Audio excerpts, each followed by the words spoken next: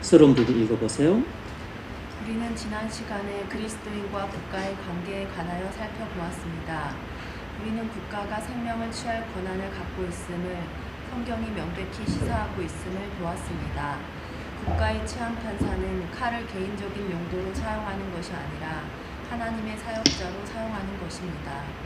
이제 우리는 그리스도인으로서 국가가 수행하는 전쟁의 문제를 다루고자 합니다. 그리스도인은 전쟁을 어떤 관점에서 바라보고 어떤 입장을 취해야 합니까? 또 실제로 자주 문제가 되는 반전론도 함께 살펴보겠습니다. 오늘 우리는 그리스도인과 전쟁에 관하여 공부하겠습니다. 네, 오늘은 그리스도인의 전쟁관에 대해 살펴보겠습니다. 그리스도인은 전쟁을 어떤 관점으로 바라보고 어떤 입장을 취해야 하는가 하는 것입니다. 전쟁의 이야기가 나오면 당연히 반전 입장을 취하는 사람도 있습니다. 그러므로 반전론에 대해서도 살펴보겠습니다. 오늘은 그리스도인이 전쟁을 어떤 관점으로 바라봐야 되는가에 대해서 성경적 관점을 살펴보고자 합니다.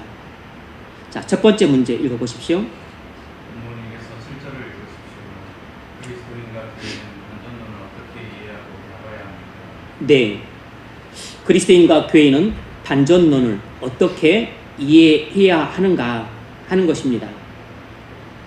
첫 번째 문제. 그리스도인들은 자기 나라가 두 가지 타입의 갈등이 휩싸였을 때 반전론의 난처에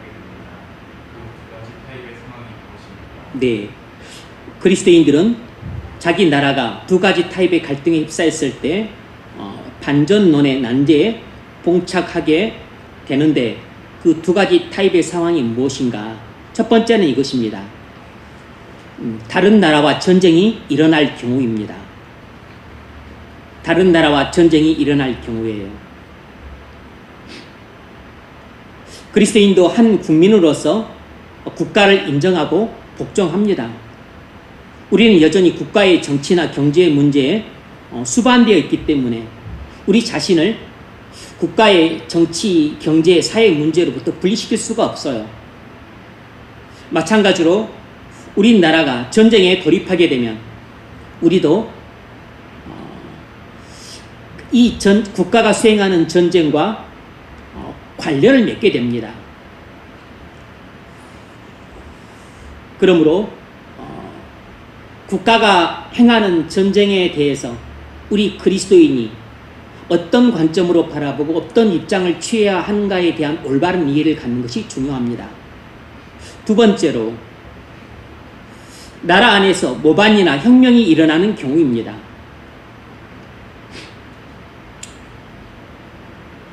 그리스도인의 전쟁관은 그리스도인의 혁명관, 또 그리스도인의 모반관과도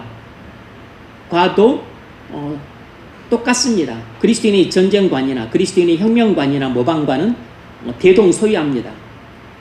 과거나 지금이나 많은 나라에서 쿠데타나 혁명이 일어납니다.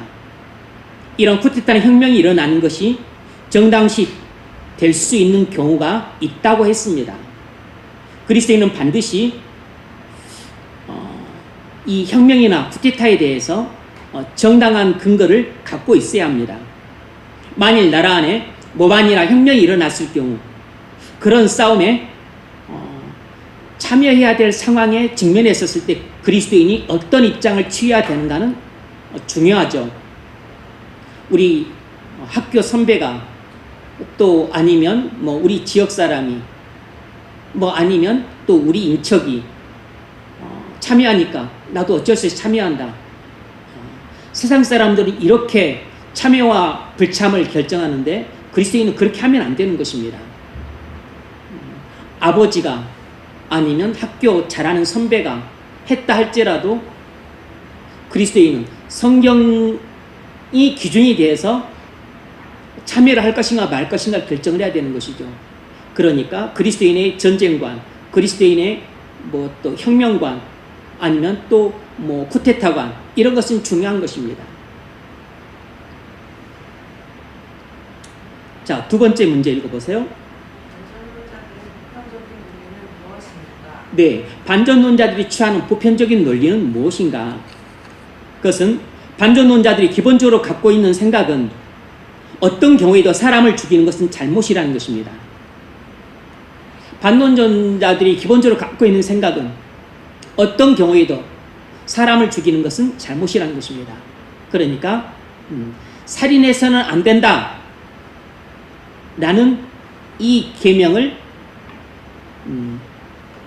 철두철미하게 중요하게 여기는 것이에요. 그래서 어떤 전쟁도 하지 말아야 한다는 것입니다. 전쟁은 항상 악하다는 것이에요. 국가가 전쟁을 하는 것은 잘못되었듯이 개인이 전쟁에 참여하는 것도 잘못이라는 것입니다. 나라가 전쟁을 일으키는 것도 잘못이지만 그 나라가 일으킨 전쟁에 개인이 참여하는 것도 잘못이라는 것입니다. 이것이 반전론자들의 보편적인 논리예요. 자, 그러면 세 번째로 반전론자들의 이러한 논리에 대해 우리는 어떤 태도를 취해야 되는가? 반전론자들의 이러한 주장에 대해서 우리는 어떤 태도를 취해야 되는가? 한마디로 말하면 반전론은 이단적인 사상입니다. 반전론은 틀렸다는 정도가 아니고 반전론은 이단적인 사상이라는 것이에요.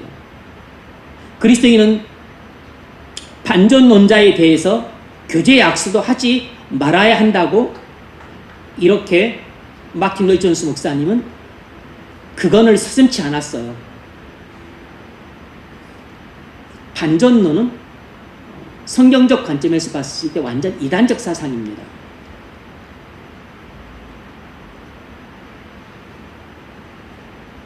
첫 번째로 성경은 그 근거를 이야기하자면 성경은 어떤 경우에도 사람을 죽이는 것은 잘못이라고 가르치지 않습니다. 성경은 어떤 경우에도 사람을 죽이는 것은 잘못이라고 가르치지 않는다는 것입니다.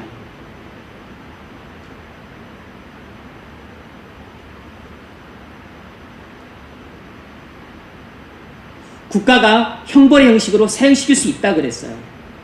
또 정당한 전쟁에서 불가피하게 적을 죽이는 것을 죄악시하지 않았습니다.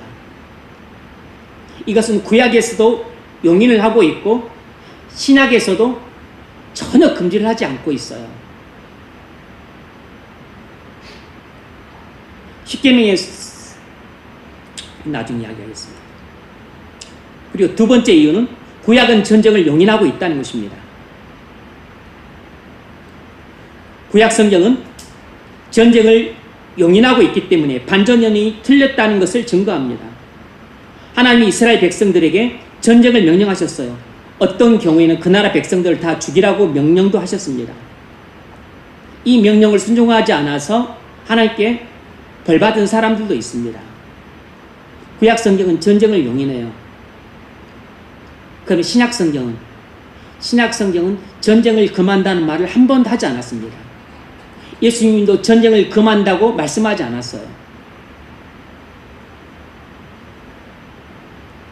사형 제도가 잘못되었다고 예수님이 말씀하신 적도 없습니다.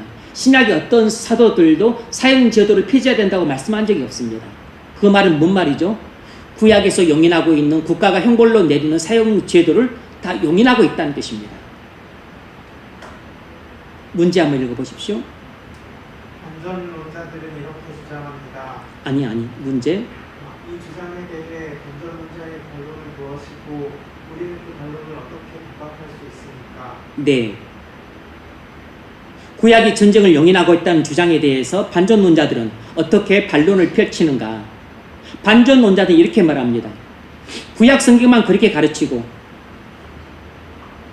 그것은 그리스도인들에게 해당되지 않는다고 주장해요. 아닙니다. 우리는 이렇게 반박할 수 있어요. 구약과 신약 모두 정확무한 영감된 하나님 말씀으로 동등하게 간주하기 때문에 그렇게 말해서는 안 된다는 것입니다. 구약 성경이 말하는 것이 신약 시대에는 틀렸기 때문에 적용할 수 없다고 한다면 예수님이 다르게 말씀하셨을 것이고 사도들이 다르게 가르쳤을 것입니다. 그러나 신약 성경 어디를 봐도 전쟁을 해서는 안 된다는 그런 가르침을 전한 적이 없어요. 그러므로 구약 성경이 전쟁을 용인하듯이 역시 신약 성경도 불가피한 전쟁은 용인을 하고 있습니다. 신약뿐만 아니라 구약 성경도 영감된 정확무한 성경이기 때문에 잘못된 가르침을 주지 않습니다.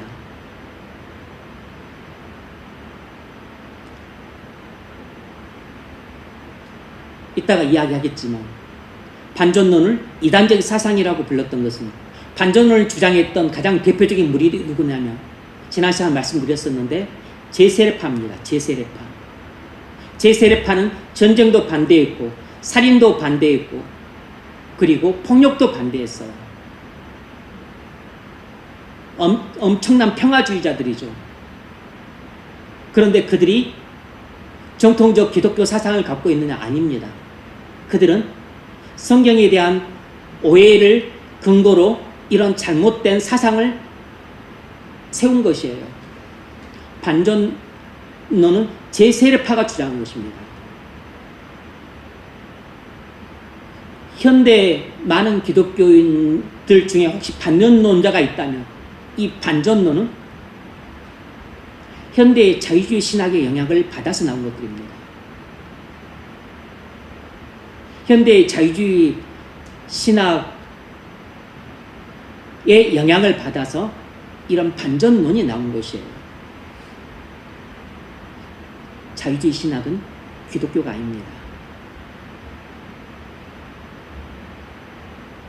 세 번째 문제, 세 번째 문제가 아니고 세 번째, 군인들이 주님께 나왔을 때 반전론에 대한 지금 일종의 반박이에요. 군인들이 주님께 나왔을 때 주님이 너희 직업을 포기하라고 말씀하신 적이 없다는 것입니다. 군인들이 주님께 나왔을 때 주님이 군인들에게 직업을 포기하라고 말씀하신 적이 없다는 것이에요. 백부장이 주님께 나왔을 때 이제 네가 나를 믿으니까 군인이란 직업을 버려라고 말씀하지 않았습니다. 그 이야기는 주님이 군인이란 직업을 인정해주고 계신다는 것입니다. 하지만 도둑질하는 자에게는 더 이상 도둑질하지 말라고 하셨죠. 간음하는 자에게는 간음하지 말라고 하셨습니다.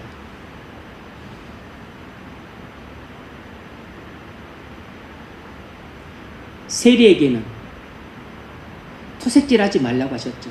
그런데 군인한테는 네 군인 노릇 더 이상 하지 말라고 말씀하지 않았어요. 오히려 복을 주셨습니다. 주님은 그리스도인이 군인이 되어서는 절대로 안 된다고 말씀하신 적이 없습니다. 그러므로 그리스도인들 중에는 군인도 있고 경찰도 있고 그리고 교도관도 있는 것이에요. 문제 읽어보십시오. 반전론자들은 이렇게 주장합니다. 주님은 산상설교에서 원수를 사랑하라고 말씀하셨고 십계명도 살인하지 말라고 말했다. 이런 주장에 대해 우리는 어떻게 반박할 수 있습니까? 네, 반전론자들은 이렇게 주장합니다. 주님은 산상설교에서 원수를 사랑하라고 말씀하셨고 십계명에서도 살인하지 말라고 말했다. 이런 주장에 우리가 어떻게 반박할 수 있는가? 십계명과 산상설교는 개인 윤리이지 사회 윤리가 아니라는 것입니다. 적용의 오류예요.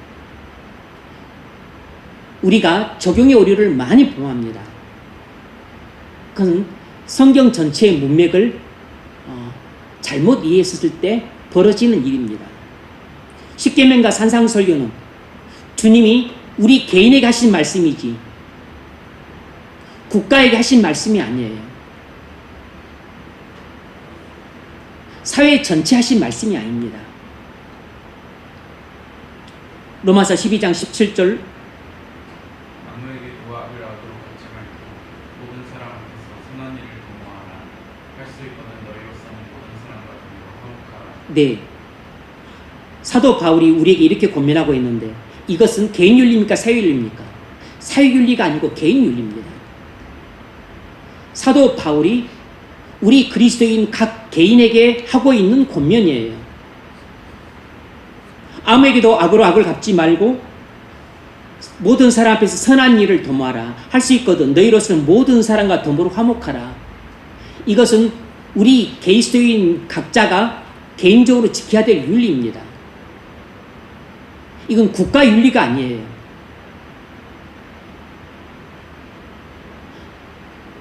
이건 국가 윤리가 아닙니다. 이건 개인 윤리라고.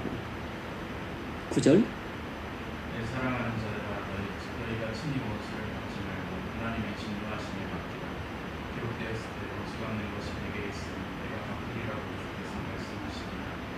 내 원수가 죽이거든 먹이고 목마르거든 마시고 그리함으로 내가 숯불을 그 머리에 쌓아놓고 악에게 쓰지 말고 손으로 하라. 아멘.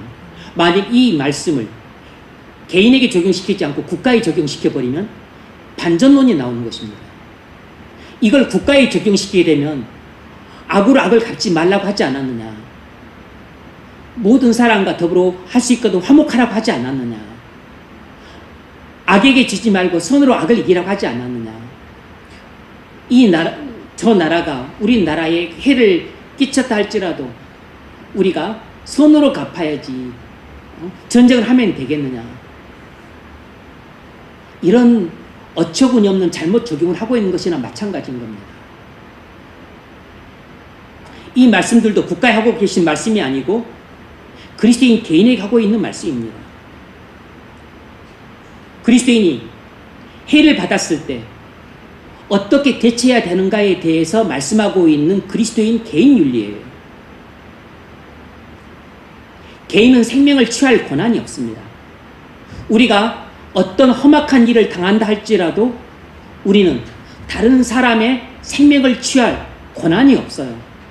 하지만 국가는 국가는 형벌로서 사람들의 생명을 취할 권한이 있습니다. 그래서 사형을 시키는 것이에요.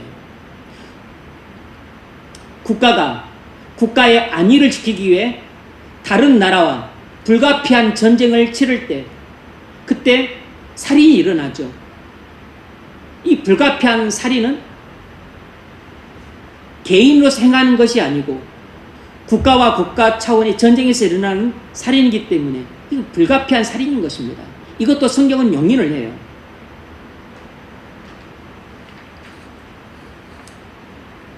하지만 성경은 그리스도인에게는 개인적으로는 살인하지 말라고 했습니다. 그리고 10계명에서 제6계명에서 말씀하셨죠. 살인하지 말지니라. 그러므로 그리스도인은 어떤 험악한 꼴을 당해도 개인적으로는 다른 사람의 생명을 취하면 안 됩니다. 하지만 국가는 사람의 생명을 취할 수 있어요. 그래서 전쟁할 때 적들을 죽일 수 있는 것입니다. 그건 10계명을 어기는 것이 아닙니다. 그리고 이 로마서 12장 말씀을 어기는 것도 아니에요. 우리가 전쟁에 참여해서 적들을 살상하는 것은 이건 개인 윤리를 적용시킬 대목이 아닙니다. 여기에는 국가 윤리가 적용이 되는 것이에요. 근데 10계명은 또 산상설경은 국가 윤리가 아니고 개인 윤리입니다. 두 번째 문제 읽어보십시오.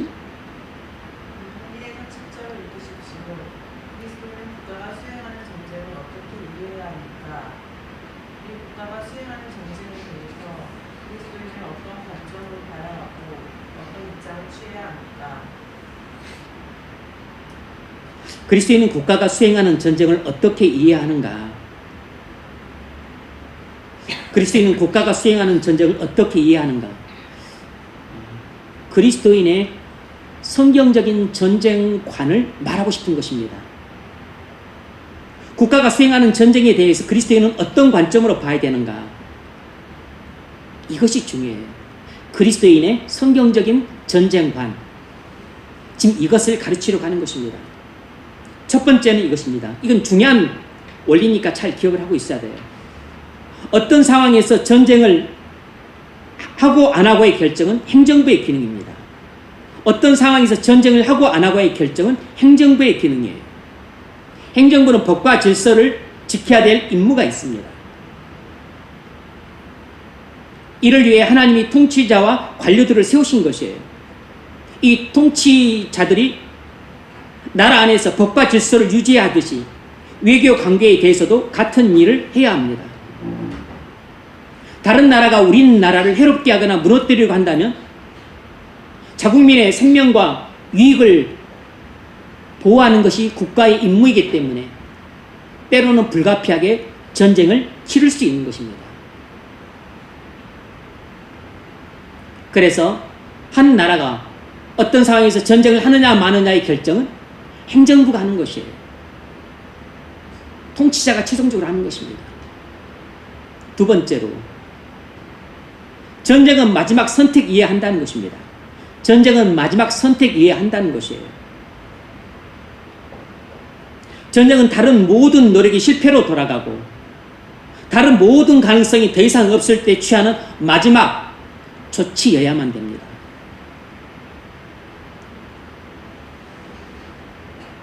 이것은 우리가 다른 원리에도 적용할 수 있는 말씀이에요. 전쟁은 다른 모든 노력이 실패로 돌아가고 다른 모든 가능성이 더 이상 없을 때 취하는 마지막 조치가 되어야 됩니다.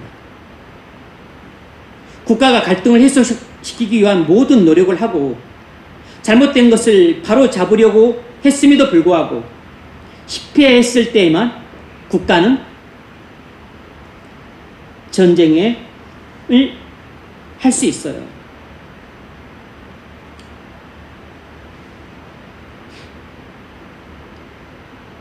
세 번째 원리는 이것입니다.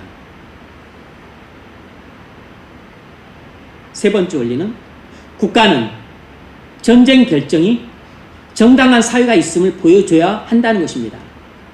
이건 아주 중요한 이야기입니다. 그리스도인의 전쟁관을 결정하는 데 있어서 가장 핵심 포인트는 이 세 번째예요. 국가는 전쟁 결정이 정당한 사유가 있음을 보여줘야 한다는 것이에요. 세부 사항을 좀 더 구체적으로 알아보자면, 첫 번째로 전쟁에는 분명하고 정당한 대의 명분이 있어야 합니다. 전쟁에는 분명하고 정당한 대의 명분이 있어야 해요. 그래서 여러분이 아시겠지만 옛날이나 지금이나 항상 전쟁을 할 때는 대의 명분을 앞세웁니다. 이건 자국민을 설득하기 위한 조치이기도 하거니와 또 주변국들에 대해서 그 우호 조치를 취하기 위해서도 그렇고 또 전쟁 당사국에 대해서도 선전포고를 할 때도 명분이 있어야 돼요. 명분이. 근데 대의 명분이 있어야 됩니다. 그래서 없는 대의 명분도 일부러 만들죠. 전쟁을 하고 싶을 때는. 푸틴도 우크라이나를 침략할 때 아무 말 없이 나 저 땅 먹고 싶다. 저기 자원이 많으니까 먹고 싶어. 그래서 침략하지 않았습니다. 씨알도 먹히지 않는 내용이지만 대의 명분을 내세우고서 침략을 했어요. 이스라엘이 하마스를 쥐잡듯이 잡고 있는데 거기도 다 대의 명분이 있습니다. 하마스가 먼저 자국민을 200명 이상을 또 죽이고 포로 잡아갔으니까. 그리고 계속 두면은 계속해서 또 자국의 안전을 위협할 것이니까 이참에 씨를 말려야 되겠다라고 쥐잡듯이 잡고 있는 것입니다.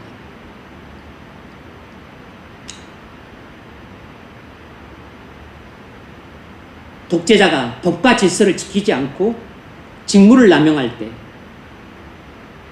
그 정부를 바꾸기 위해 모반에 참여하는 것은 정당하다는 것입니다.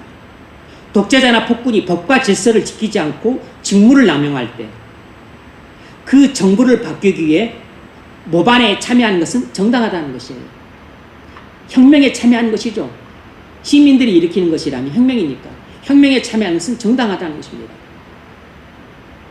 같은 원리가 여기도 적용이 됩니다. 만일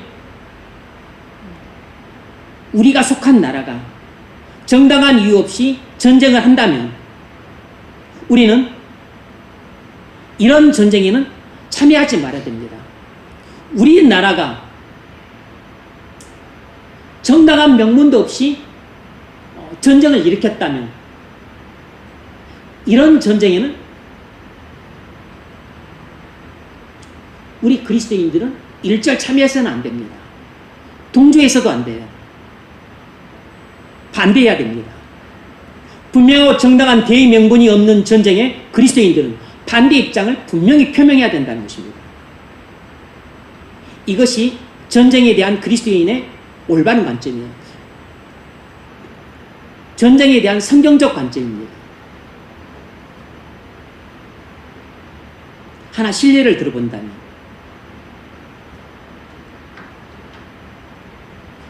본웨퍼가 2차 대전을 일으킨 주범인 히틀러를 암살을 모의했다가 발각돼서 체포당해 죽었습니다. 그런데 본웨퍼는 신학자이자 목사였어요. 그런데 왜 본웨퍼가 그런 엄청난 모의를 했을까요? 그건 히틀러가 일으킨 이 전쟁이 정당한 명분이 전혀 없는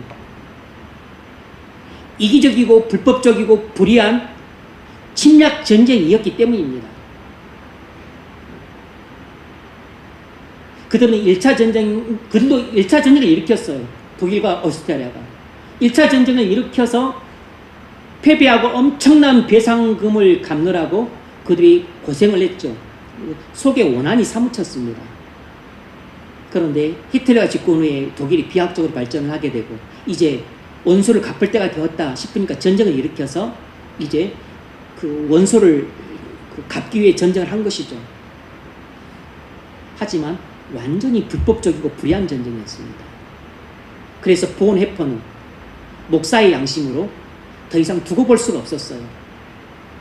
그래서 히틀러와 이 나치 정권이 일으킨 이 이기적이고 야욕적이고 그리고 다른 나라를 침략해서 무고한 시민들을 살상하고 유대인들을 학살하는 그리고 전 세계 평화를 위협하고 이런 불법적인 전쟁을 두고 볼 수 없었습니다.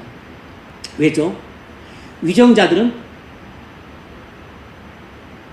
공평과 정의의 수호자가 돼야 되는데 이 위정자인 히틀러와 이 집권자들이 공평과 정의를 무너뜨리는 파괴자들이 역할을 하고 있잖아요. 국민들의 생명과 안전을 보호해야 되는데 오히려 국민들의 생명과 안전을 오히려 위협하고 있잖아요.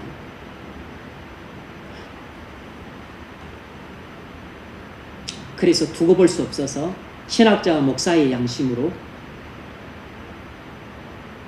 히틀러를 죽이고 나치 정권을 무너뜨려야만 이 더 이상 전쟁을 진행시키지 않고 멈출 수 있다.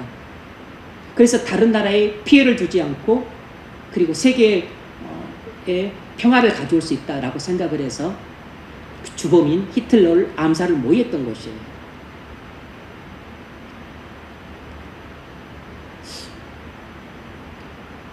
본웨퍼의 행위가 정당한가 하는 것은 좀 더 깊은 논의가 필요하지만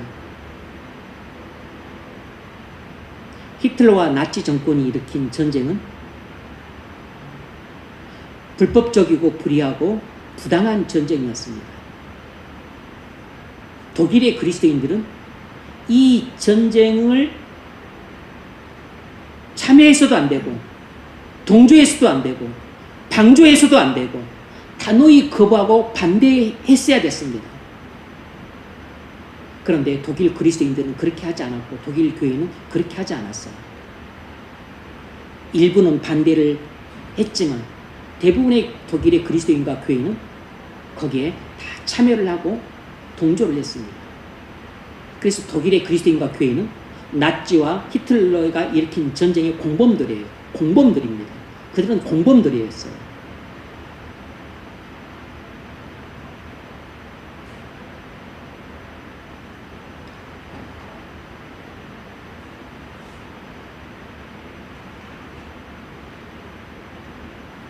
전쟁은 타국의 침략을 받거나 위협을 받았을 때만 해야 되는데 타국의 침략을 받거나 위협을 받지도 않았는데 전쟁을 일으켰습니다. 오직 자국의 야욕을 만족시키기 위해서 침략 전쟁을 일으켰기 때문에 보네포는 그리스도인과 교회는 이런 전쟁에는 참여하거나 동조해서는 안 된다고 믿었기 때문에 전쟁을 그치기 위해서는 히틀러의 죽음이 꼭 필요했다고 생각했던 겁니다. 실제적으로 히틀러가 죽자 독일이 전쟁이 그쳤어요.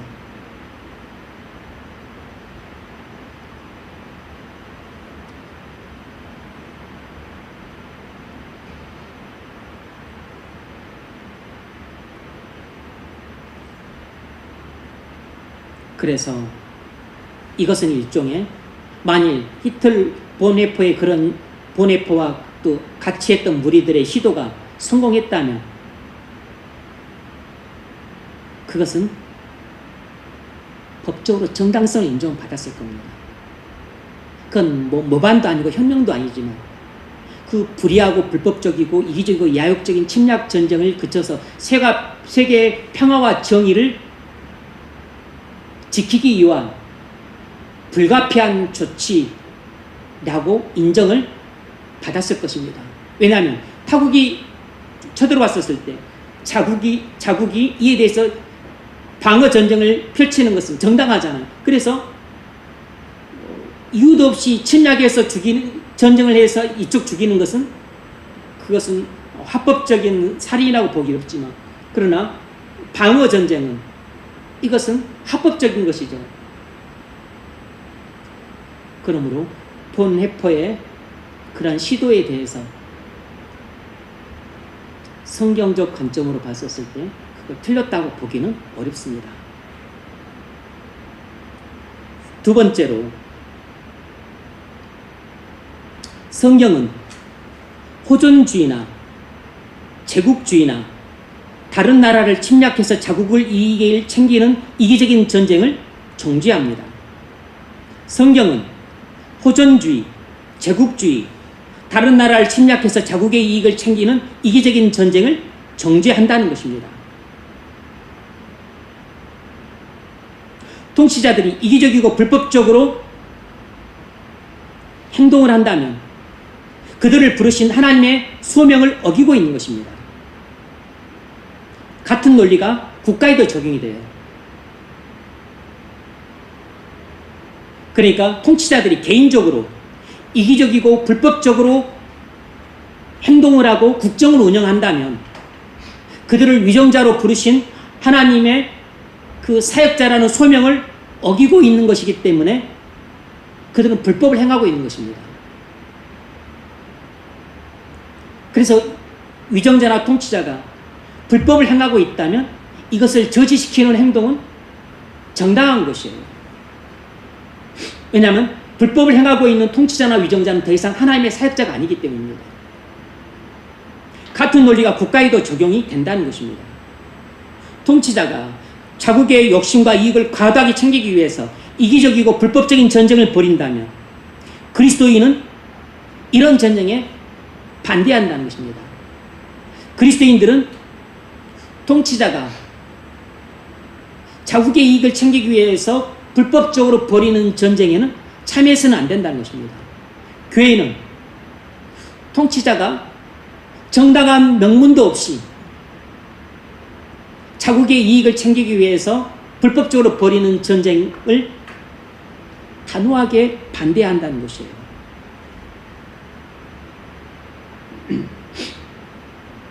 이런 근거에서 보자면 성경은 히틀러를 정죄하고 있고 무솔리니를 정죄하고 있고 히로히토를 정죄하고 있습니다. 2차 대전 때 독일과 이탈리아와 일본이 일으킨 전쟁은 정당성이 전혀 없었어요.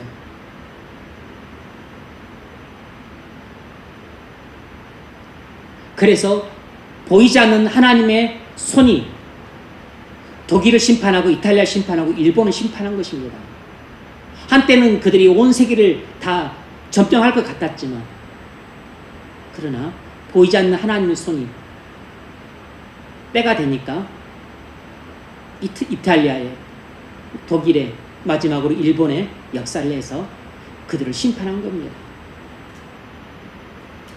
그래서 히틀러도 자살해서 죽고, 일본은 하도 말을 안 듣니까 하나님이 온자폭탄 2발을 터뜨려가지고 쑥대밭을 만들고서 일본을 잿더미로 만든 것입니다.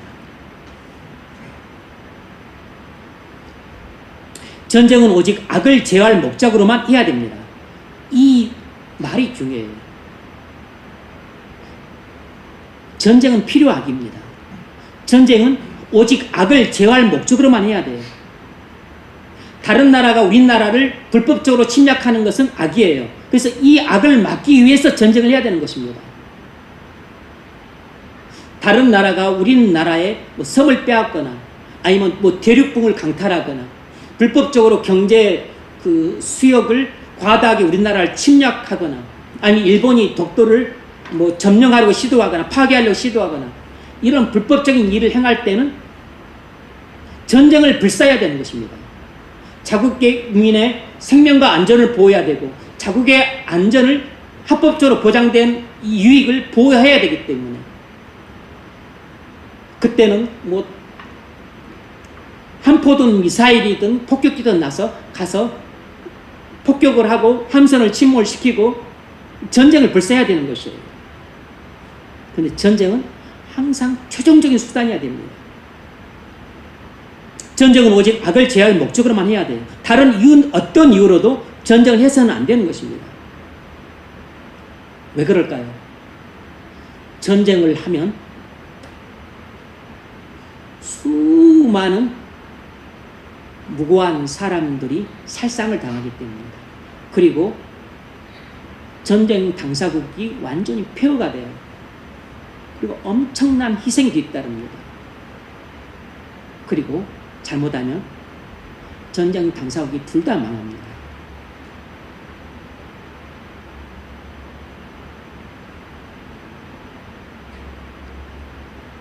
그래서 가장 기본적으로는 성경적인 이유로 전쟁을 하지 말아야 되고 윤리적인 이유로도 하지 말아야 되고 그리고 경제적인 이유로도 하지 말아야 됩니다. 근데 균형을 유지할 필요가 있습니다. 호전주의자나 이기적인 목적으로 전쟁을 하는 사람들은 항상 잘못되었다는 것입니다. 호전주의자들 있죠. 일본의 과거 일제시대의 군부가 호전주의자들이었습니다. 메이지 유신으로 그들이 과학기술 문명이 발전을 하고 그리고 엄청난 군비가 증강되자 군비를 써야 되잖아요. 그 당시 제국주의 열강이 불붙었기 때문에 서로 식민지 정탈전이 벌어졌기 때문에 그래도 그들도 식민지를 정탈하기 위해서 안달이 났었습니다. 그래서 오키나와 또 나중에 미국이 점령했던 필리핀 그리고 우리나라 먹고 그래서 또 만주도 먹고 또 중국도 먹고 그리고 또 동남아까지 먹고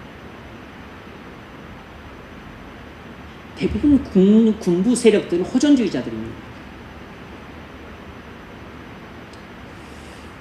군부 세력들 중에는 호전주의자들이 많아요. 이기적인 목적으로 전쟁을 하는 사람들 항상 잘못되었습니다. 하지만 전쟁을 반대하는 평화론자가 옳다고 말하는 것도 아닙니다. 성경은 호전주의자들도 잘못되었다고 말하지만 항상 전쟁을 반대하는 평화론자들도 잘못되었다고 말해요. 평화론자들이 누구냐면 다시 말하면 반전론자들입니다. 평화론자들 뒤집으면 이들이 바로 반전론자들이에요. 그런데 전쟁을 하기를 그렇게 좋아하는 호전론자들도 성경은 정죄를 하지만 평화론자들도 정죄를 합니다. 왜냐하면 다 성경적으로 올바른 관점이 아니고 태도가 아니기 때문에 두 가지 다 양극단입니다. 이 두 가지 입장은 국가의 진정한 기능을 오해해서 나온 입장들입니다. 그래서 호존주의자도 틀렸지만 평화론자들도 틀린 것입니다. 틀린 것이 틀렸다고. 우리는 정당한 대의명분이 없이는 절대로 결코 전쟁해서는 안 되지만, 그러나 자국의 생명과 안전을 보호하기 위해서는 불가피할 경우에는 전쟁도 불사해야 되는 겁니다. 두 번째 문제 읽어보십시오. 만일 우리나라가 전쟁으로 가고 있다면 이런 경우 우리 그리스도인들은 어떻게 해야 합니까? 네. 지금 우리는 그리스도인의 전쟁관에 대해 살펴보고 있습니다. 만일 우리나라가 전쟁으로 가고 있다면 이런 경우 그리스도인들은 어떻게 해야 하는가? 정부가 말하고 행하는 것을 검증해 봐야 됩니다. 정부가 말하고 행하는 것을 성경적 관점으로 점검해 봐야 돼요. 만일 정부가 하고자 하는 전쟁이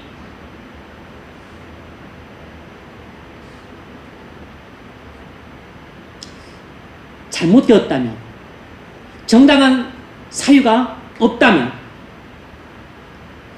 정부가 하고자 하는 전쟁이 정당한 사유가 없는 것이 확실하다면 그리스도인은 그 전쟁에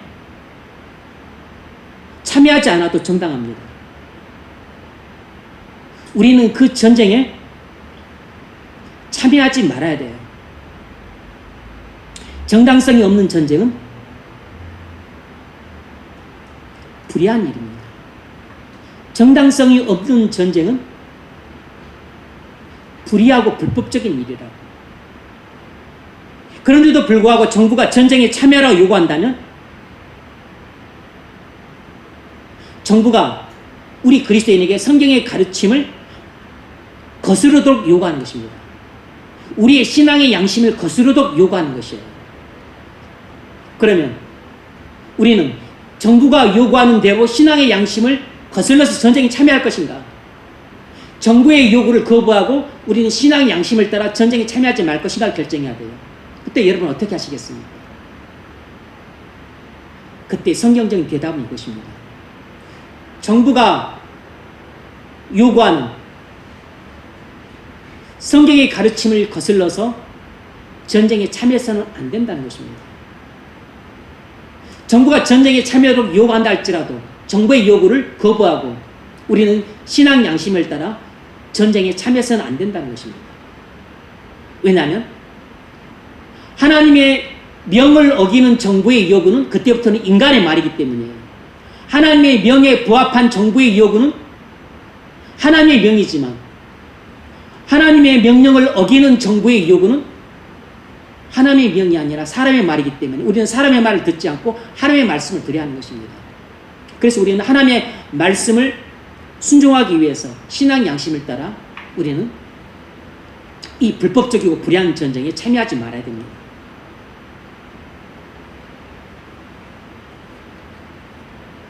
한국 전쟁이 1950년부터 3년간 일어났어요.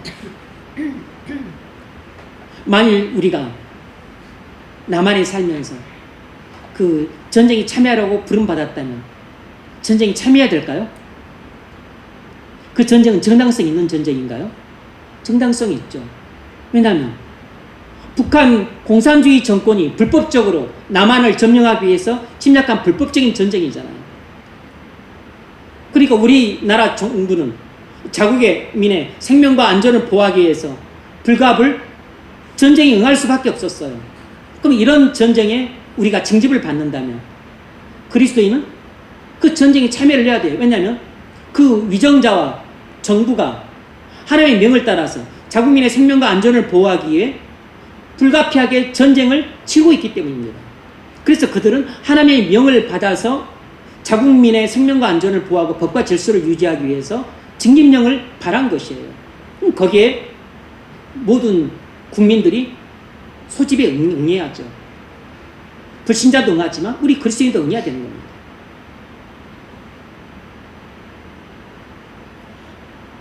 일제치하 때 일본군에 대항해서 독립군들이 항거하고 전쟁을 일으켰습니다. 봉오동 전투도 일으켰고 청산리 전투도 일으켰습니다. 이런 전투가 명분이 있나요? 정당한 전투였습니까? 윤봉길 의사가 그 폭탄 투척을 했습니다. 또 많은 열사들이 시도했다가 실패했어요. 이런 항거가 정당한가요?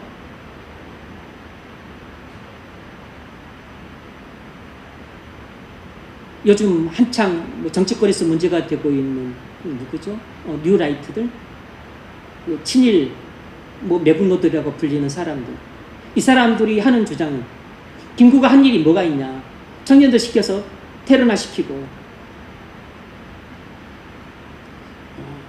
그런 논리로 이야기를 하는데 이것은 일본이 하는 논리를 그대로 따라서 하고 있는 논리입니다. 그런데 우리 그리스도인들은 세상 사람들의 논리에 휘말리지 않도록 우리 자신을 잘 지켜야 돼요. 성경이 전쟁에 대해서 어떤 관점으로 바라보고 있는가를 이해하는 게 그래서 중요한 것입니다. 저는 이 말씀을 준비하면서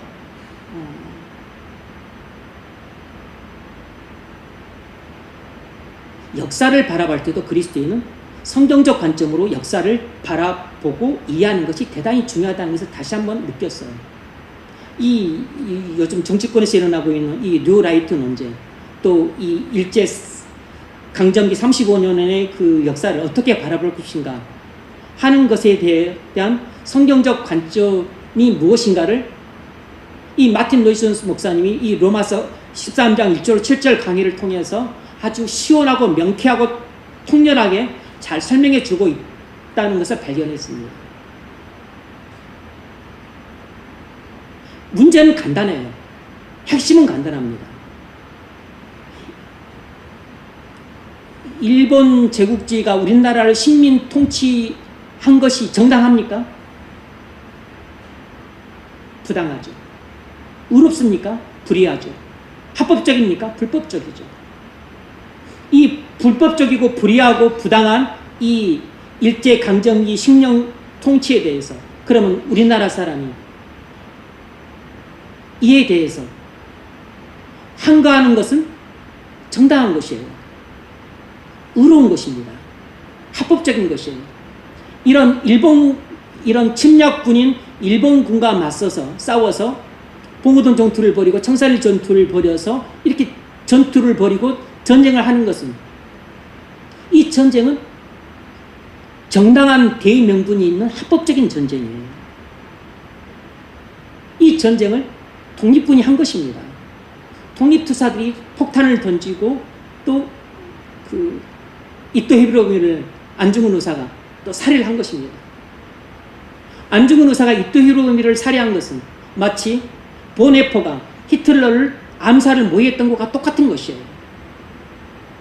그런데 보네포는 자국의 총통이었습니다. 자국의 총통이었어요. 근데 왜 그랬을까요? 자국의 총통인데. 아니, 독일이 지금 전 세계를 집어먹고 완전히 세계 유일 최강대국이 될 수 있는 기회인데 왜 그랬을까요? 성경적 관점으로 역사를 봤던 거죠.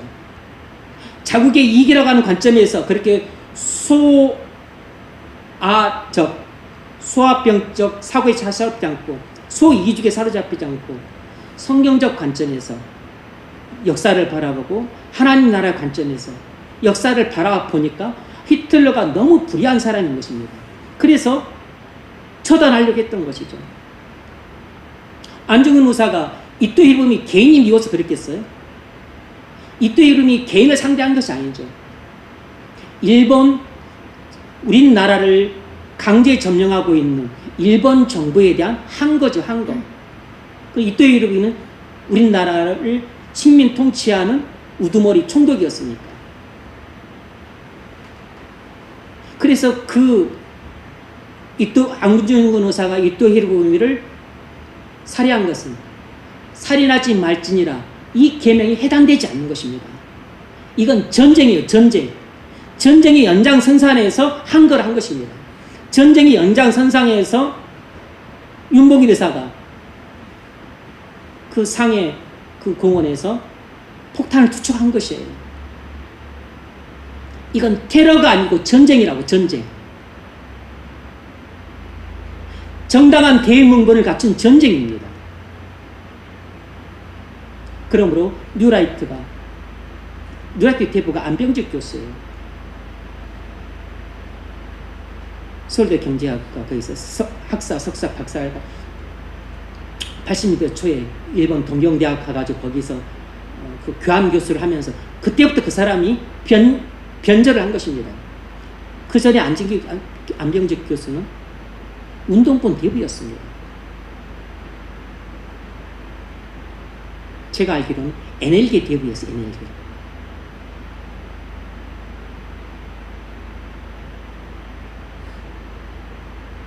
민족 NL계 대부였다.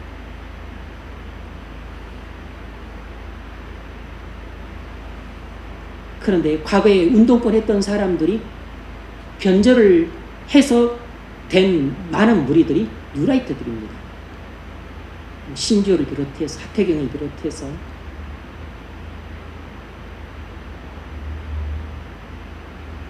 그래서 이 뉴라이트의 신민사관이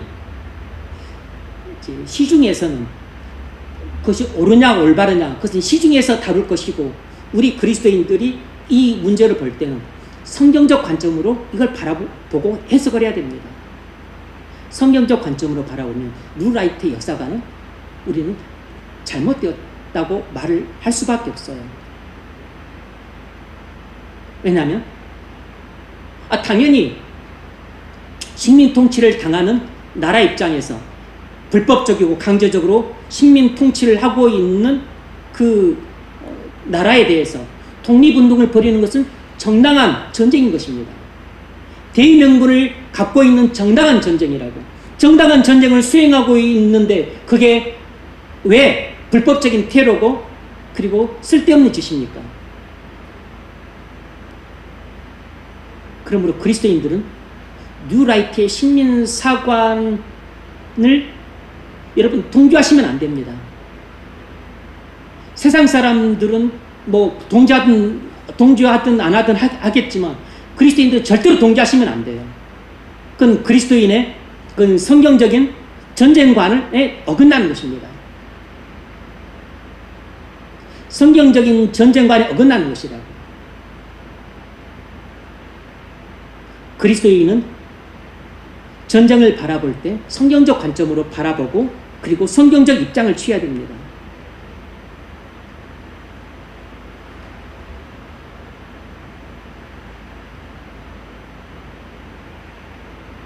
우리나라가 일본의 침략을 받았기 때문에 우리나라를 수복할 목적으로 항거를 하고 전투를 벌인 것입니다. 그게 잘못되었습니까? 잘못되지 않았죠. 그건 올바른 것이고 정당한 것이고 합법적인 것이고 의로운 전쟁이에요. 그들은 침략 전쟁을 벌인 일본 입장에서 볼 때는 테러리스트이고 불법을 행한 자들이지만 그건 일본의 관점이에요. 일본의 관점. 그런데 어떻게 우리나라 사람이 일본의 관점에서 이 전쟁을 해석을 합니까? 이건 윤리적인 측면에서도 잘못되었고 일반 역사적인 측면에서 잘못된 것입니다. 그런데 그것은 차치하고 성경적 관점에서 볼 때는 전쟁 자체가 일본이 벌인 전쟁 자체가 불법적인 전쟁이기 때문에 명분이 없는 것이에요. 우리나라가 벌인 전쟁은 명분이 있습니다. 왜냐하면 우리나라를 해방시키기 위한 전쟁이니까. 이건 명분이 있는 전쟁이에요. 그래서 독립군들이 벌인 항거나 전투는 그건 합법적인 전쟁이었던 거죠. 개인이 벌이고 있는 그런 테러가 아닌 것입니다. 그러므로 김구나 윤봉길을 테러리스트라고 말하는 것은 전혀 부당한 일이에요. 그건 불의한 일입니다. 그렇게 말하는 사람들이 정부 정치인들이고 위정자들이고 그리고 정부 고위 관직에 앉아있다는 것이 통탄스럽고 개탄스러운 일입니다. 독립기념관장 그리고 무슨 교육원장, 그리고 무슨 또 동북아시아 뭐 역사연구원, 전부 고위관직에 쫙 깔렸어요. 그 르라이트 식민사관을 갖고 있는 사람들이. 너무 개탄스러웠습니다.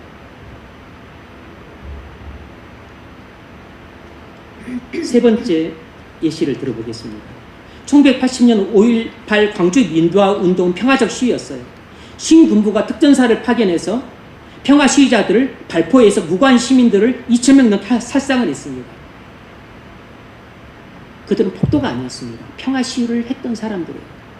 무장 진압해야 될 정도로 폭도가 아니었습니다. 그 학살 과정을 지켜봤던 외신 기자들이 기겁을 했습니다. 그 중에 한 사람이 독일의 기자였어요. 저는 그 영상을 다 봤습니다. 신군부가 특전사를 파견해서 2,000명 넘게 그 무고한 시민들을 살상하는 이 진압 행위가 정당합니까? 부당하죠. 왜냐하면 그들은 불법을 행하지 않고 그냥 사람들이 이제 그 독재 정권이 끝나고 왔으니까 민주화를 도입하라고 평화적인 시위를 했을 뿐인데 불법 행한 게 아니죠. 평화적인 시위를 했는데 신군부가 불법적으로 특전사를 파견해서 불법적으로 평화 시위를 무력 진압한 것입니다.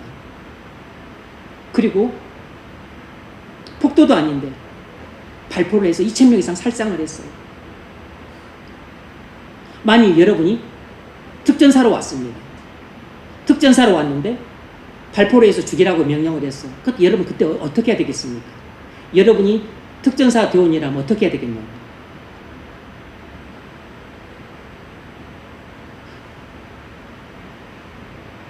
그리스도인이라면 발포를 거부해야 됩니다. 복종을 거부해야 된다고. 당시 광주 31사단 사단장이 정웅 소장이었었는데 신군부가 시위자들을 진압하고 발포하라고 명령했는데 정웅 31사단장은 거부했습니다. 발포를 거부했어요. 어떻게 무고한 시민들을 살상하냐. 그들은 단순히 민주주의를 도입하라고 평화적인 시위를 했을 뿐인데 나중에 체포당해서 신군부에 끌려가가지고 엄청난 모진 고문을 당했다가 나중에 그 후유증으로 얼마 가서 죽습니다. 여러분, 그리스도인이 위정자들과 정부의 요구나 명령을 거부하고 그리스도인의 신앙 양심을 따라서 이렇게 발포를 거부할 경우에는 감옥에 갈 각오를 해야 되고 고초를 당할 각오를 해야 됩니다. 그럼 4.19가 정당했을까요? 그럼 여러분이 이제 이런 성경적 관점으로 이 전쟁을 바라보시면, 혁명이나 쿠데타를 바라보시면 이게 정당하지 않은지 금방 이게 판가름이 날 거예요. 4.19는 3.15 부정선거에 대한 반발로 학생들과 시민들이 자발적으로 일어난 민주화 요구 시위입니다. 이 4.19는 정당한 것이에요. 그래서 4.19 의거라고 부르잖아요. 성공을 못했기 때문에 혁명이라고 부르지 않을 뿐입니다. 그럼 5.16 쿠데타는 정당할까요? 그건 정당성이 없죠. 왜냐하면 쿠데타를 일으킬 만한 그런 정당한 명분이 없었으니까.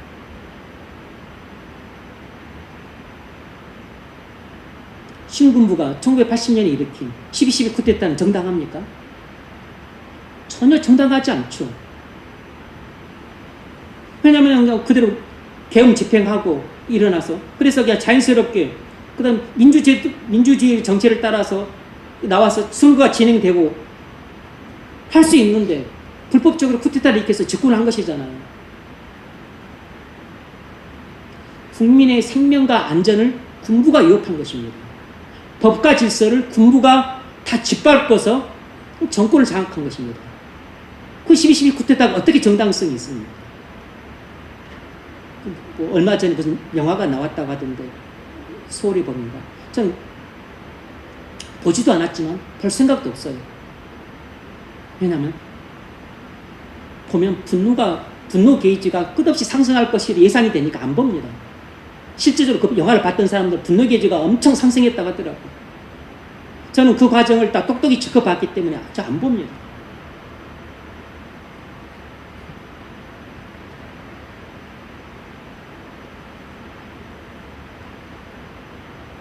윤석열 정권이 탄핵당하면 계엄령을 선포할 거라는 소문이 있습니다. 근데 그런 소문을 많이 자초했어요. 국방장관, 방첩사령관, 777 대장, 수방사령관 전부 자기 고등학교 동문으로 다 채웠습니다. 다 정보를 장악하고 있는 요직들이에요. 결정권자들입니다. 계엄령은 국가 존속이 위협받는 비상사태 때만 선포하도록 엄격히 법률로 제한되어 있습니다. 만약 불법적인 계엄령이 선포된다면 그리스도인들은 어떻게 해야 될까요? 반대해야 됩니다. 왜냐하면 국가는 국민들의 생명과 안전을 보호하기 위해 법과 질서를 유지할 목적으로 하나님이 세우신 기관입니다. 그러므로 위정자는 하나님의 사역자예요. 정부는 하나님의 명령을 대리해서 집행하는 기관입니다. 법과 질서를 유지하고 국민들의 생명과 안전을 보호하도록 위임받은 하나님의 기관이라고. 그런데 그 하나님의 사역자가 하나님의 명을 거스르고 하나님의 기관이 하나님의 명을 거슬러서 정반대 일을 한다면, 법과 질서를 짓밟고 국민들의 생명과 안전을 위협하는 일을 한다면 우리는 그런 일에 단호히 참여를 거부하고 동조를 하지 말아야 됩니다. 반대하고 거부해야 돼요.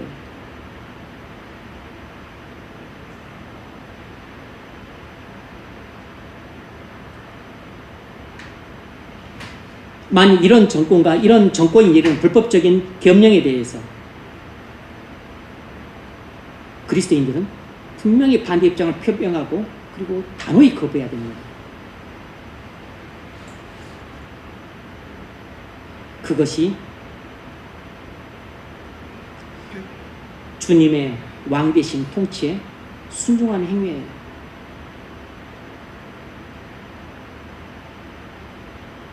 로마서 13장 1절은 이렇게 말했습니다. 각 사람은 위에 있는 권세들에게 굴복하라. 권세는 하나님께로 나지 않음이 없나니.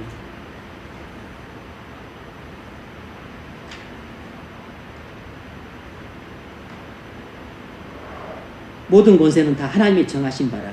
그러므로 권세를 거스르는 자는 하나님의 명을 거스림이니 거스르는 자들은 심판을 자취하리라.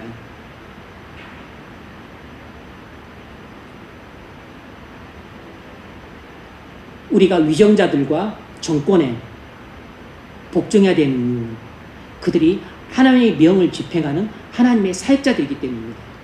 그런데 하나님의 명을 어겨서 불법과 불의를 저지르고 법과 질서를 깨뜨리고 국민들의 생명과 안전을 위협하는 일을 행한다면 그때부터는 하나님의 사역자가 아니라 하나님의 반역자들이기 때문에 하나님의 반역자들에게는 우리가 복종해서는 안 되는 것이에요. 여러분이 나라에 무슨 정변이 났을 때 어떤 태도를 취해야 되는지 그 태도는 관점에 결정이 됩니다.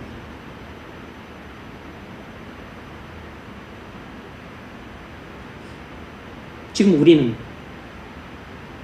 사도 바울이 로마서 13장 1절 실절에서 말하고 있는 그리스도인과 국가의 관계에 있어서 한 영역인 성경적인 전쟁관에 대해 살펴보고 있는 것입니다. 전쟁은 국가에 속한 일이에요. 국가가 하는 일입니다. 이제 그의 부수적인 전쟁의 아류가 뭐 혁명이나 아니면 모반, 쿠데타 이런 것일 수 있는데 이런 것도 성경적 관점으로 보고 있는 겁니다. 성경적 전쟁관이 성경적 혁명관하고 통하는 것이죠. 자, 세 번째 문제 읽어보십시오.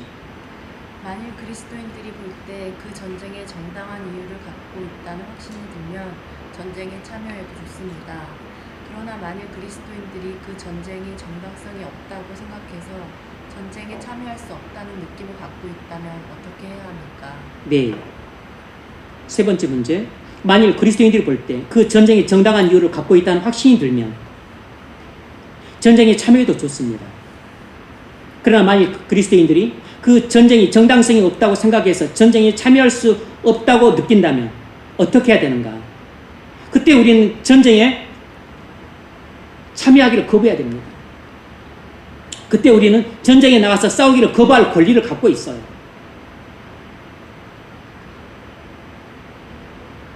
하지만 이 점을 기억해야 됩니다. 우린 거부권을 행사함으로 오게 될 결과를 감내해야 돼요. 전쟁이 일어나면 국가는 징집력을 소집해서 우리를 군인으로 부를 것입니다. 그런데 그 전쟁은 마치 나치가 일으킨 전쟁처럼 불의하고 불법적인 전쟁이에요.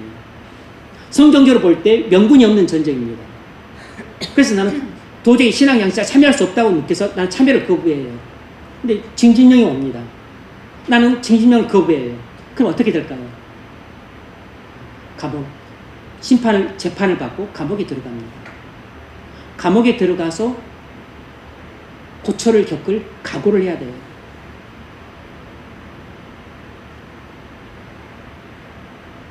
우리 양심을 따라서 전쟁에 참여하지 않을 수 있습니다. 국가는 이를 존중해 줘야 돼요. 하지만 국가가 존중해 주지 않을 때가 있죠. 강압적인 국가일수록. 국가는 개인의 양심을 억압하지 않아야 됩니다. 한 사례가 있는데 로이스 존스 목사님이 직접 겪었던 일화예요.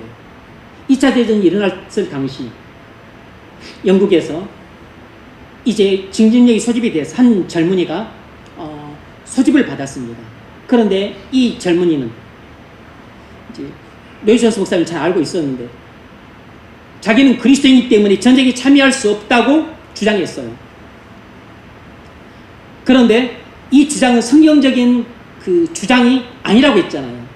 나는 그리스도인이기 때문에 전쟁에 참여할 수 없다 라고 하면서 이 로이스 존스 목사님에게 제발 그 재판에 나가서 나를 위해서 조금 변호를 해달라, 호소해달라고 요청을 했습니다. 로이스 존스 목사님이 아주 난감했어요. 왜냐하면 이 청년이 갖고 있는 견해는 전혀 자기가 찬동할 수 없는 견해를 갖고 있기 때문에.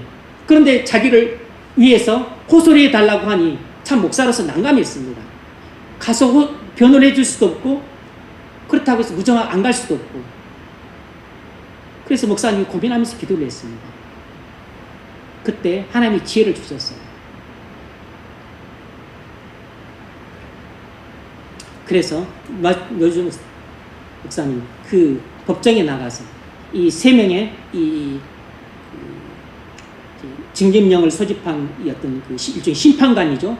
법정이 재판관 아니고 심판관들한테 이렇게 호소를 했습니다. 이 청년은 자기가 그리스도이기 때문에 전쟁에 나갈 수 없다고 하는데 나는 이런 견해에 전혀 찬동할 수 없습니다. 나는 이 견해에 찬동하지 않지만 나는 이 청년이 전쟁에 나가는 것은 적합하지 않다는 이유를 알고 있습니다. 이 청년은 육체적으로 너무 허약하고 그리고 정신적으로도 너무 허약해서 전쟁에 참여해서 전쟁을 치를 만한 정신적이고 육체적인 건강을 갖고 있지 않습니다. 그러므로 이 청년이 전쟁에 나가는 것은 적합하지 않다고 생각합니다. 이런 점에서 심판관님들이 이 청년을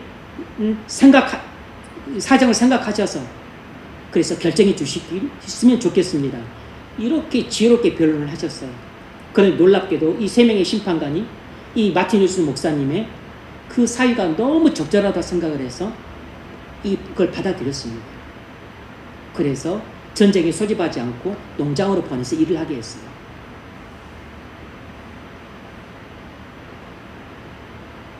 그나마 좀 민주주의 제도가 좀 시행되는 나라니까 좀 가능했겠죠.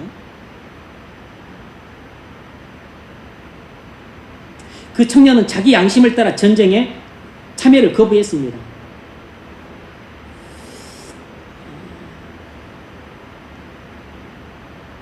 그런데 지난 시간에 말씀드렸던 것처럼 국가는 그리스도인의 그 양심의 자유를 침해할 수 없다 그랬습니다. 그런데 또 한 가지 주의를 줬습니다. 양심의 자유를 핑계를 대고 모든 것을 주장할 수는 없다고. 양심의 자유를 주장하는 데에도 한계가 있다고 했습니다.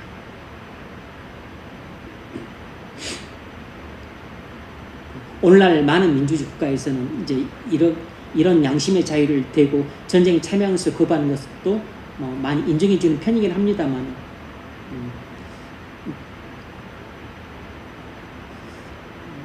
이런 이유를 대고 전쟁에 참여하기를 거부해야 된다면 저는 법의 심판을 받아야 된다고 보는 것이 옳아요. 저는 법의 심판을 받아야 된다고 저는 봅니다. 근데 마틴 루터 목사님, 이런 사람도 존중해 줘야 된다고 말씀하셨어요.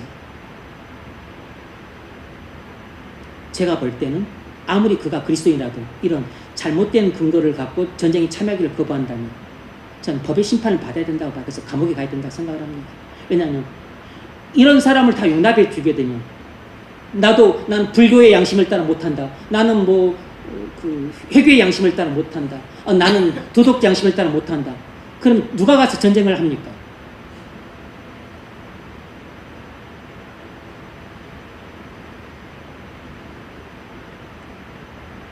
양심의 자유를 주장하는 데도 한계가 있는 것이에요.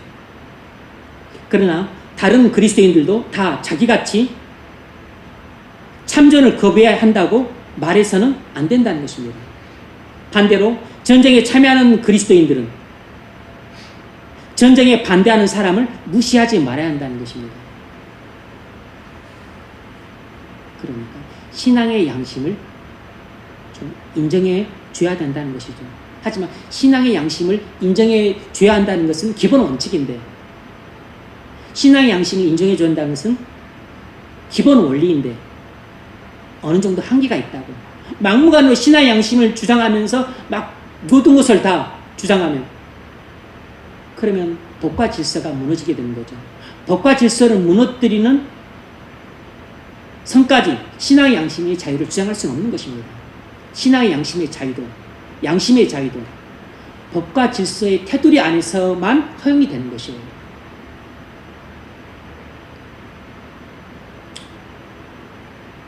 (16세기) 제 세례파는 국가와 어떤 관계도 맺지 않았습니다. 세금도 안 냈어요. 차라리 죽음을 선택했습니다. 이단입니다. 이단이라고.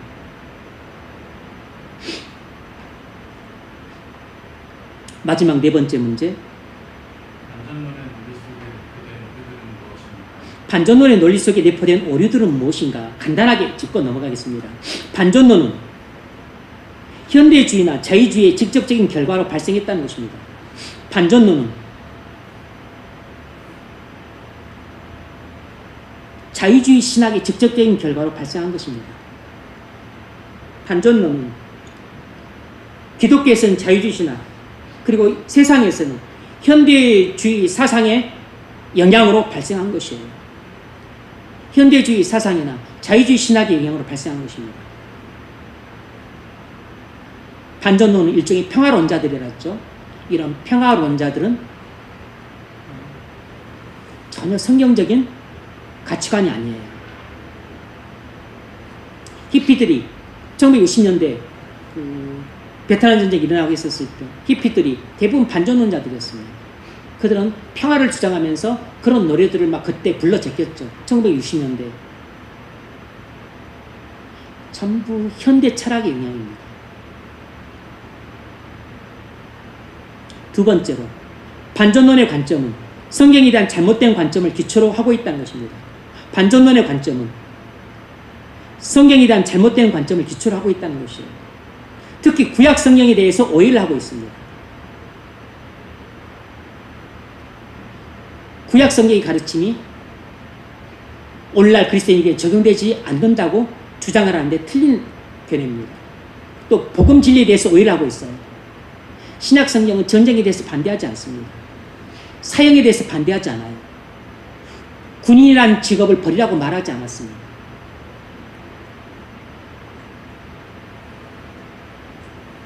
폭력이 잘못되었다면 경찰도 없애야 됩니다. 폭력이 잘못되었다면 교도소도 없애야 돼요. 기독교의 가르침은 전적으로 전쟁을 반대한다. 아닙니다. 틀린 관점이에요. 좀 구체적으로 말하자면 반전론자들은 기독교란 사랑의 종교라는 전체 개념을 갖고서 전쟁 문제를 바라보는 오류를 범했습니다. 기독교는 사랑의 종교이기 때문에 전쟁을 해서는 안 된다고 이해를 한 것입니다. 기독교는 사랑의 종교라는 관점으로 전쟁 문제를 바라보는 오류를 범했어요. 기독교가 사랑의 종교라는 것은 맞지만 그 관점으로 전쟁을 바라봐서는 안 되는 것입니다. 기독교가 사랑의 종교라는 것은 개인윤리예요. 개인윤리. 국가에게 그것을 요구할 수 있는 그 권리가 아니라고. 국가는 사랑의 국가가 아닙니다. 기독교는 사랑의 종교지만 국가는 사랑의 국가가 아니에요. 국가는 공평과 정의를 시행하는 기관이에요.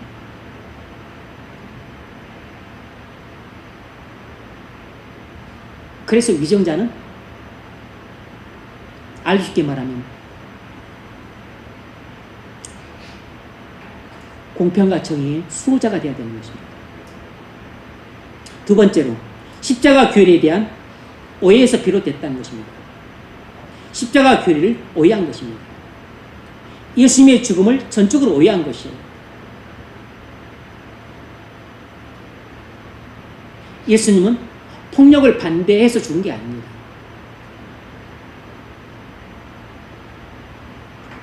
예수님은 우리의 죄를 결속하기 위해 죽으신 것이에요. 세 번째로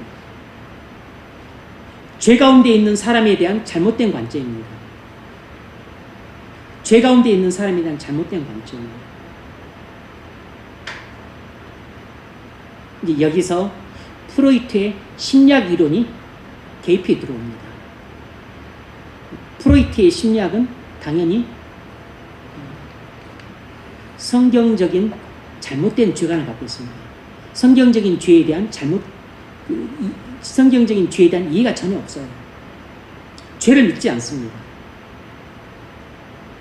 그래서 복잡하게 할 것 없이 반전론은 성경적인 사상이 아니다. 이렇게 이해하시면 됩니다. 반전론은 성경에 대한 전쟁에 대한 성경의 잘못된 관점이다. 이렇게 이해하시면 됩니다. 평화론도 마찬가지입니다. 전쟁에 대한 성경의 잘못된 관점이다. 이렇게 이해를 하시면 돼요. 자, 적용점을 읽어보십시오.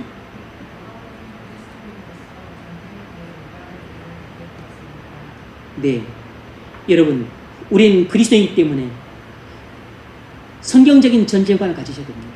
성경적인 혁명관, 성경적인 쿠데타관을 갖고 있어야 됩니다. 우리가 이런 올바른 관점을 갖게 되면 우리나라 역사를 올바르게 이해하는 데 큰 도움을 받습니다. 특별히 일제강점기 때 독립군들의 독립 그 운동을 어떻게 볼 것인가. 그건 뉴라이트의 식민사관이 전적으로 틀렸다는 것을 알 수 있어요. 그런데 이것은 역사학계에서도 이건 인정을 하지 않고 틀렸다고 봅니다. 역사학계에서는 어떻게 보냐면 변질된 극우 이데올로기라고 보더라고요. 변질된 극우 이데올로기라고. 일본은 극우주의가 판을 칩니다.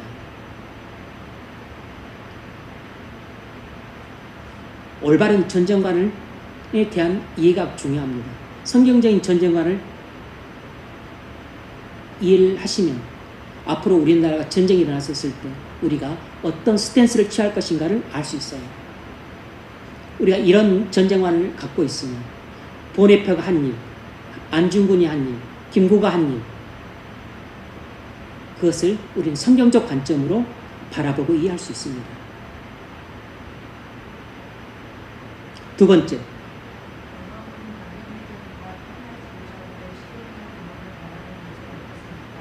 네, 이것은 성경적 관점으로 전쟁을 바라볼 때 이 반전론자와 평화론자들은 다 양극단이라고 그랬습니다. 완전히 잘못된 전쟁관이라고 그랬어요. 전쟁을 반대하는 반전론자들이 바로 사실 평화론자들이에요. 이것은 전쟁에 대한 잘못된 성경 이해를 바탕으로 하고 있습니다. 전쟁을 무조건 반대해서도 안 되고 무조건 평화만을 주장해서도 안 됩니다. 그렇다고 해서 전쟁을 통해서 자국의 이익을 쟁취하라는 호전주의자들도 그건 틀렸습니다. 제국주의자들도 잘못된 것이에요. 전쟁은 오직 악을 제거하기 위한 목적에서만 해야 됩니다. 자국민의 생명과 안전을 보호하고 그리고 자국의 위익을 지키기 위해서 불가피하게 어쩔 수 없는 상황에서 마지막으로 취하는 최종 조치가 전쟁해야 됩니다. 그 외에는 전쟁해서는 안 돼요. 이것이 성경적인 전쟁관입니다. 이것이 그리스도인이 전쟁을 바라보는 관점이어야 되고 전쟁에 대해서 우리가 어떤 태도를 취해야 되는가를 오늘 우리가 살펴보았습니다. 이 성경적인 전쟁관에 대한 이해가 여러분에게 많이 도움이 되었기를 바라고 역사를 이해하는 데 도움이 되었기를 바라고 앞으로 여러분 인생을 살아가는 데에도 큰 도움이 될 수 있기를 주의 이름으로 축원합니다.